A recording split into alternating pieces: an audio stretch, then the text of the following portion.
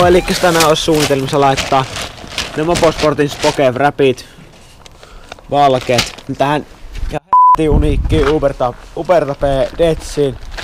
Uniikki Ubertape Rieju Fantic Detsi. Miten tonkaan, ja tästä pitäisi niinku näitä ruveta sommittelemaan paikalleen.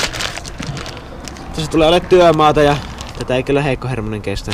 Katsotaan miten seurassa pätkässä käy. Joo, täällä tää yksi mestareista asentelee näitä ja tässä on paras liuuttaa ja työntää tuo wrappi tohon paikalle ja sivuleikkurilla on hyvä pätkä, sitä oikein pituinen pätkä.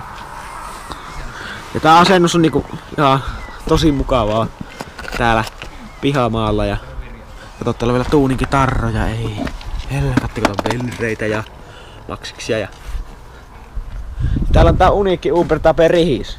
Sano moi. Vittua. Ei vittu, tossa on mun tulevaisuus. Tossa on mun tulevaisuus, kahtakaa. Kato, siinä on mun tulevaisuus. Vauhtia 20. 15. Vois lähtee ohittamaan. Ruostunut paska. Näytä miten laitettu. Mutta kun ois kun meisseli, niin tos paljon helpompi. Meisseli. Se saa auki. Jaa, päteemisen tarve. Hei.